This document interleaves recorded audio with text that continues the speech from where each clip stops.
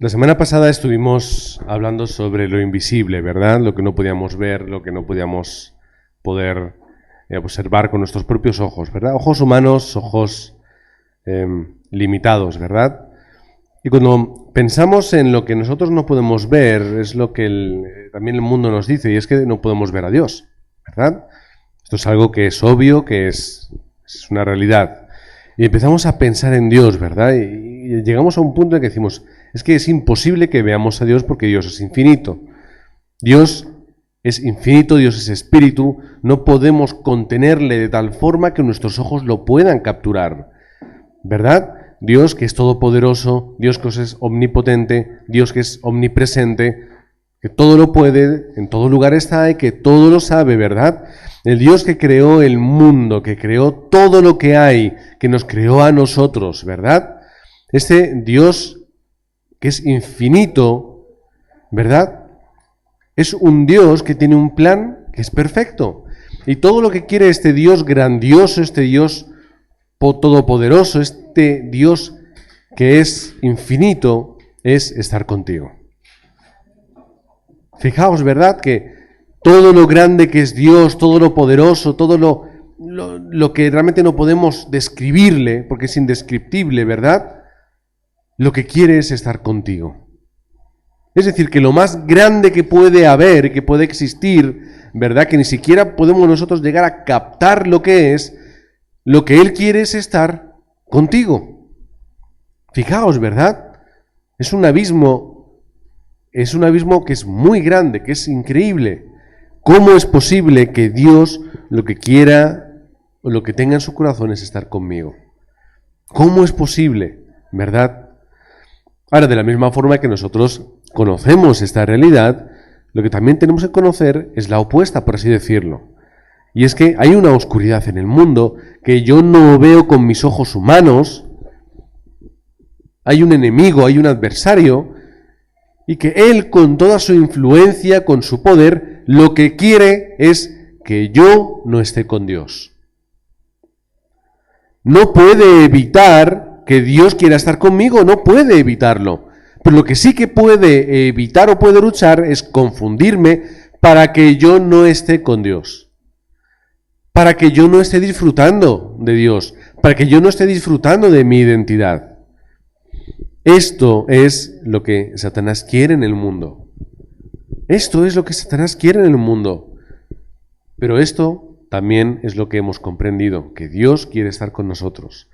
Ahora, el primer punto de hoy es que nosotros tenemos que disfrutar de esta bendición y de esta respuesta. Y es que Dios está con nosotros. A veces hablamos de un Dios, como hemos dicho, ¿verdad?, tan grande, y lo vemos como inaccesible. Ay, a Dios no le interesa lo que ocurra con mi vida, a Dios no le intereso yo. ¿Para qué va a estar pendiente de mí, verdad? ¿Yo? ¿Para qué? ¿Quién soy yo para ser merecedor de la atención y del amor de Dios? A veces podemos pensar en esto, ¿verdad? Pero esa es nuestra bendición y es nuestra respuesta. ¿Cuál es nuestra respuesta? En Mateo capítulo 1, versículos de 19 al 23, lo acoto en este que dice: He aquí una virgen concebirá y dará a luz un hijo y llamarás su nombre Emmanuel. Traducido es Dios con nosotros. ¿Cuál es mi respuesta? Que Dios tenía tantas ganas de estar con nosotros y era tan importante que tuvo que hacerse hombre, despotenciarse, convertirse en alguien como nosotros, 100% humano, pero 100% divino, para estar con nosotros y darnos la respuesta. Que Emmanuel no es únicamente que Dios me salvó una vez, que Dios lo hizo y se fue, ¿verdad?, en la cruz, sino que además continúa estando con nosotros todos los días hasta el fin del mundo. Mateo 4, del 1 al 11, donde Jesús rechaza las tentaciones usando su palabra. Porque la palabra no es únicamente algo que está aquí, que leemos, que nos puede reconfortar o que nos dice qué tenemos que hacer. Es algo que yo puedo utilizar para tener respuesta en mi vida. Es estar dentro de la corriente, usar la palabra, proclamar la palabra, porque es mi autoridad. Es la autoridad que Dios nos ha dado. Mateo 4, del 19, la primera parte, dice, venid en pos de mí. ¿Cuál es el propósito? ¿Qué es lo que Dios quiere? Que yo esté con Él, que yo vaya a estar con Él, que yo entre en ese encuentro, ¿verdad? Que yo vaya al encuentro. No es únicamente que Dios quiere estar conmigo, es que también lo que Dios necesita es que nosotros le miremos y vayamos a estar con Él. Por eso en la segunda parte de este versículo, Mateo 4, 19, dice, y os haré pescadores de hombres. Es decir, hay un propósito en el cual Dios quiere estar conmigo y quiere que yo esté con Él. Dios quiere darme toda respuesta, Dios quiere darme toda bendición, pero Dios tiene un propósito, y os haré pescadores de hombres. Únicamente tenemos que seguirle, únicamente tenemos que mirar hacia Él e ir en pos suya. Mateo 10:20, porque no sois vosotros los que habláis, sino el Espíritu de vuestro Padre que habla en vosotros. ¿Qué es lo que Dios quiere? Utilizarnos. Quiere que seamos herramientas útiles. Pero ser útiles o no, no tiene que ver conmigo, ni con mi materia prima, ni con cómo soy yo. Ser útil, lo único que tiene que ver es si yo soy capaz de abrirme de tal forma para que Dios me pueda utilizar. Mi utilidad no tiene que ver con mi capacidad. En el mundo, si es así, tú cuanto más capaz eres, más útil. Más lejos llegas, mejor trabajas, más se te paga o mejor puesto se te da. En el Evangelio no es así. En el Evangelio no importa lo que yo sea o cómo lo haga, en el Evangelio importa lo mucho que yo me abra para que Dios pueda utilizarme a mí. El Espíritu Santo obra en aquellos que buscan estar con Dios. El Espíritu Santo obra a través de aquellos que quieren ser utilizados por Dios. Mateo 28, el 18 al 20. Yo estaré con vosotros todos los días hasta el fin del mundo. Y todo se acaba aquí. Todo acaba aquí. ¿Qué más tenemos que buscar? ¿Qué otra respuesta yo tengo que indagar y tengo que intentar encontrar en mi vida? En el momento en el que Dios te dice, yo estoy contigo, todo se acaba. Todo se debería acabar. Ahora que veo a mi hijo ahí, cuando él tiene un problema y yo me acerco y le digo, estoy contigo, su problema se acaba. Obtener toda respuesta. Es que le estoy mirando, ahí está con las gafas de sol. Todo se acaba, su problema se acaba. ¿De qué se va a preocupar? De nada, porque está mi papá conmigo y él me dará toda solución. Pobre de él, ¿verdad? Que piensa que le voy a solucionar todos los problemas, ¿verdad? Pero cuando su papá está con él, todo se acaba. Llega la paz y la tranquilidad. ¿Qué es lo que ocurre cuando tú a un bebé lo dejas durmiendo en la cuna? Tú tomas a un bebé recién nacido, lo tomas en la cuna y te vas. Hay veces que se queda dormido, pero normalmente ¿qué hace? Llora. ¿Por qué? Porque desde que ha sido concebido, todo su proceso lo ha hecho estando en el calor y en el interior de su madre. Y cuando sale, se siente desprotegido, se siente solo, se siente necesitado. Un truco que dicen a veces, pues tienes que dejar una prenda tuya o algo tuyo, o por ejemplo un disco de lactancia, lo dejas a su lado para que él pueda oler y tener la sensación de que está con su madre. ¿Por qué? Porque necesita sentirse seguro. Cuando los niños van creciendo, ¿qué hacemos? Pensamos, pues que estén ahí solos, que duerman, que me dejen en paz, ¿verdad? ¿Por qué llora mi hijo? ¿Por qué quiere estar conmigo? ¿Por qué? Porque lo necesita. Necesita esa seguridad en su vida.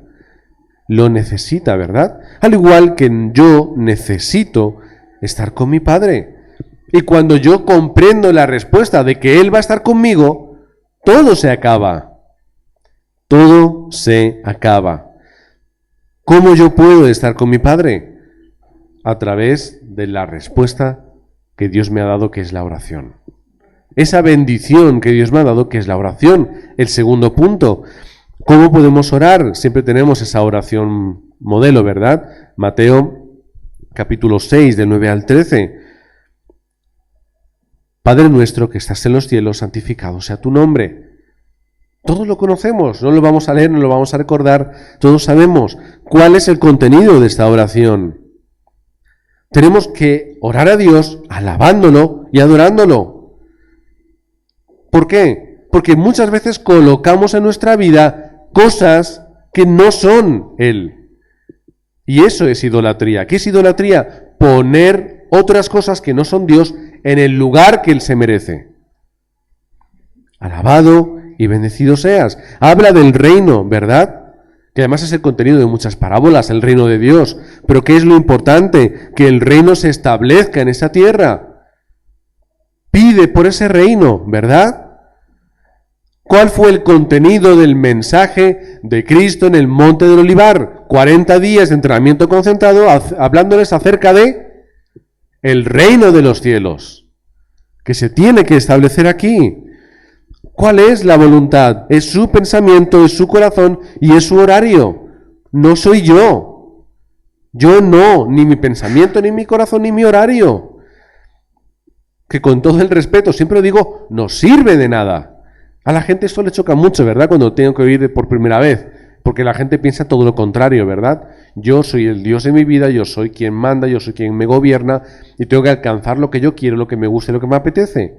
Y aquí es todo lo contrario, olvídate de eso y disfruta del plan de Dios. Es también reconocer los errores y el perdón, que es el amor al prójimo. Me equivoco, obro mal, me confundo. Señor, perdona mis deudas. Pero al mismo tiempo que yo perdono, ¿verdad? Tengo también que reconocer el mal y la realidad espiritual. Yo lo reconozco, como estuvimos hablando la semana pasada, que es la lucha espiritual invisible que yo no veo. Pero como hemos hablado esta mañana, yo podré ver lo que nadie puede ver, con los ojos espirituales. Pero luego además está el reconocimiento de mi debilidad. Señor, líbrame del mal. No me dejes caer en tentación porque soy débil, porque soy incapaz, porque no puedo, porque tengo mis flaquezas. ¿Qué es lo que pedimos? Señor, dame tu gracia, dame tu poder, dame tu fuerza, porque yo no puedo. Señor, líbrame del mal. ¿Por qué? Porque yo no puedo luchar de tú a tú contra el mal. Necesito que tú me des el poder del trono celestial para hacer la obra. Este es el contenido, ¿verdad? Luego termina en esa doxología final. Mateo 8, del 5 al 13, nos encontramos la historia del centurión romano. ¿Qué es lo que él tenía para comunicarse con Dios? Nadie le había enseñado nada, pero él había escuchado, él había visto y había creído, había tenido fe. Y en esa fe que él tenía, pide. Y pide por sanidad y recibe la respuesta de la sanidad en su familia, ¿verdad? Mateo 8, del 5 al 13. No tengo que hacer cosas extrañas en mi vida. No tengo que hacer cosas sin sentido. Simplemente ten la fe y comunícate con Dios. Esa es mi respuesta. ¿Cómo va a estar Dios conmigo? Tengo que estar en comunión y en comunicación constante. Mi oración marcada, mañana, tarde y noche, hasta el momento en el que se convierta mi oración en 24 horas. Pero para eso tengo que comunicarme con Él. Porque de la misma forma que si yo no me comunico con mi esposa, no podemos tener relación. Porque si no hay comunicación, todo se acaba marchitando, ¿verdad? Tengo que comunicar. Si yo no comunico con mis hijos, no voy a poder criarlos. Necesito comunicar, necesito hablar, necesito escuchar. Que es lo que a veces los padres tenemos que hacer con los niños, ¿verdad? Para llegar al tercer punto, que es que yo tengo que examinar. Tengo que examinar. ¿Qué es lo que tengo que examinar en mi vida? ¿Qué es lo que tengo que examinar? Tengo que examinar lo que se ha grabado incorrectamente en nosotros. El viernes, en el discipulado que tenemos a través de Internet, una persona me decía, ¿no? Alguien a mi alrededor, problemas, ¿verdad? Su cosmovisión sobre el Evangelio, demás, muchas dificultades. ¿Cuál es la respuesta? Que se elimine todo lo que se ha grabado, que no es necesario, que no es correcto, que no ayuda, que no edifica, para grabar lo que de verdad sí que me edifica. Mateo capítulo 16, del 13 al 20, tenemos la pregunta de Jesús, ¿verdad? ¿Quién dice la gente que es el Hijo del Hombre? ¿Qué opinan de mí? En otras palabras, ¿verdad? ¿Qué opinan de mí? Vemos ahí las motivaciones que son muy bonitas, que son muy agradables, que son coherentes, ¿verdad? Y que de alguna forma no son incorrectas, pero no son de verdad el punto o el blanco. ¿De qué te habla Mateo 16, del 13 al 20? De los movimientos sociales, de los movimientos místicos, del movimiento del alma, del movimiento religioso, ¿verdad? Todo lo que la gente pensaba que era Jesús. Ay, unos dicen que eres esto, unos dicen que eres lo otro, por aquí, por allá, pero no es dar en el blanco. Dios quiere que se grabe en nosotros lo que es correcto. Por eso Pedro tiene esa respuesta. Y luego lo confiesa, tú eres el Cristo, el Hijo del Dios viviente. Y cuando dice la palabra Cristo, no lo dice como si dijese, bueno, tú eres mi maestro, tú eres mi rabí. No, tú eres, bueno, alguien a quien tenemos que seguir, tú eres un líder. La palabra Cristo lo que alberga es todo el contenido del Antiguo Testamento que está mirando hacia la esperanza del Mesías. Es reconocerle como ese profeta, sacerdote y rey, que es el verdadero ungido, ¿verdad? Y esa confesión es la que Pedro tiene y le hace tener respuestas.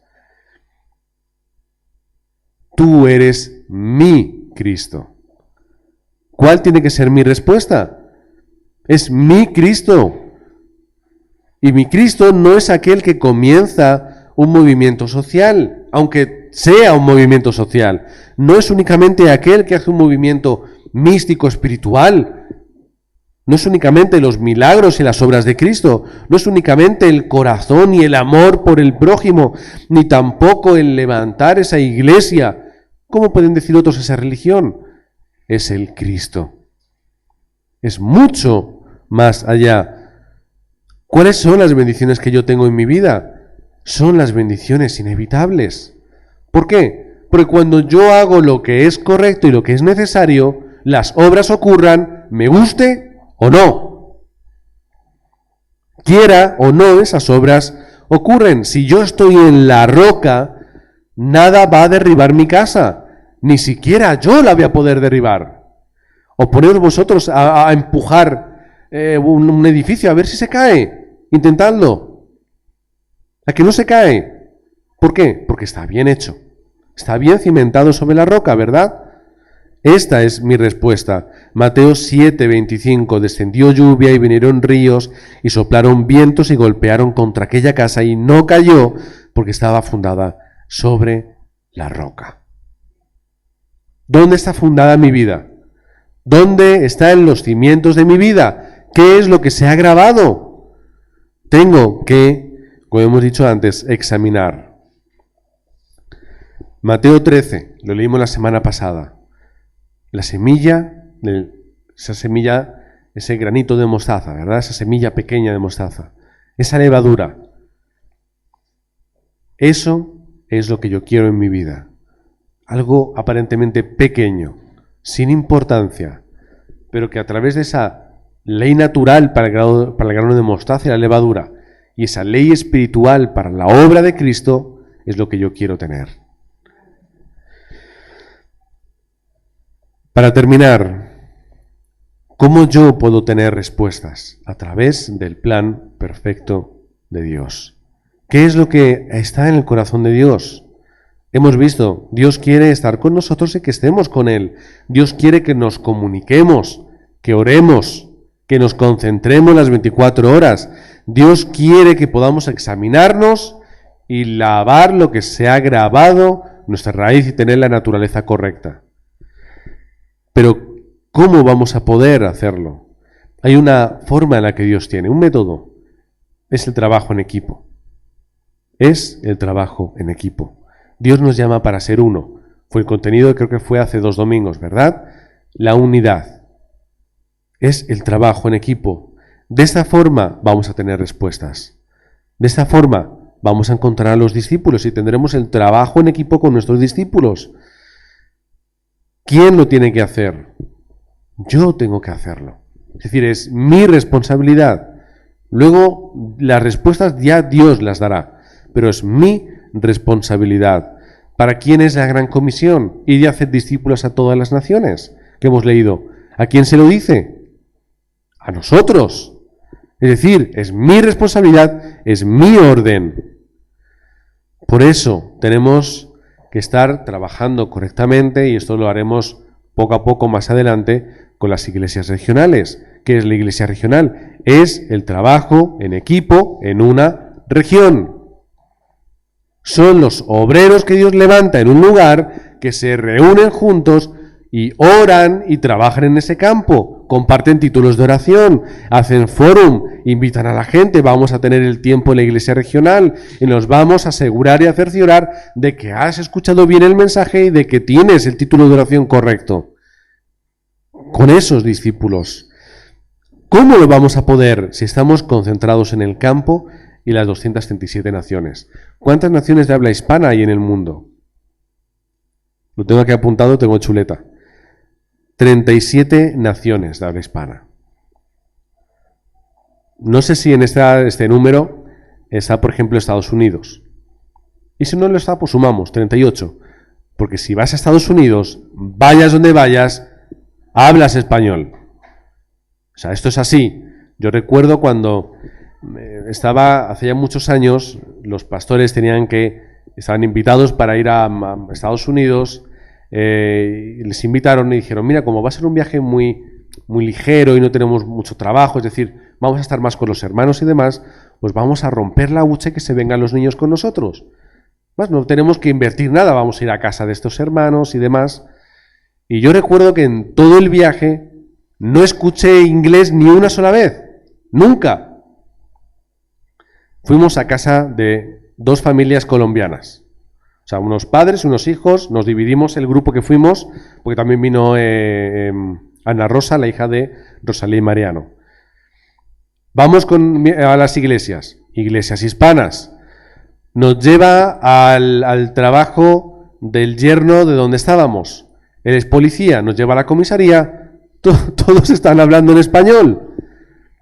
Hablando en español. Una persona de la iglesia que trabajaba en la página web de la NBA nos da 2 tickets para poder ir, nos los regala. Llegamos, ¿quién nos encuentra, o sea, quién nos atiende al principio, nos toma las entradas y todo? Una persona que habla español. Llegamos al final del partido, no nos encontramos con la persona, vamos a pedir un teléfono, vamos a un trabajador del estadio. ¿Quién era? Una persona que hablaba español, que es hija de pastor. Ahora estamos en Montreal, vamos a Montreal, latinas, o sea, tiendas latinas de comida, restaurantes, de todo, hasta vi una gestoría con abogado, todo en español porque era un poco el barrio. Hablabas y veías gente que hablaba español, ¿verdad? Íbamos a iglesias donde todo el mundo hablaba español. Quedamos con la familia de nuestra hermana Yarabela, 2 personas que son de Montreal, y los 2 hablando español de tantos años con estas personas. Uno menos, el otro hablaba español casi perfectamente. Tantos años, ¿verdad? Es decir, tenemos la evangelización del mundo a nuestro alcance, en nuestra mano. En todos los lugares a donde vayas hablas español. Estamos en las conferencias de Europa ¿dónde era? En Zúrich, creo que era en Zúrich. Bueno, no importa. Tomamos el metro, a nuestro lado se sienta ¿quién? Una mujer que era, no sé dónde era de Latinoamérica, hablando y compartiendo el mensaje con ella, que era de una iglesia, y estuvimos hablando. Fue un pastor español a predicar, yo lo conocía. Tenemos la evangelización en la palma de nuestra mano. Tenemos que levantar el sistema para las misiones. ¿Cuál es el sistema? Las personas, los discípulos, los obreros. Este es el sistema de Dios, es el sistema del campo. ¿Cómo se llegó a evangelizar todo el mundo? Toda Roma, que llegó el evangelio hasta el último de la tierra. ¿Cómo? A través de las personas. A través de los discípulos, de los obreros y de la obra en el campo. Mateo 28, del 16 al 20 es lo que hemos leído hoy. ¿Cuál es ese mandato?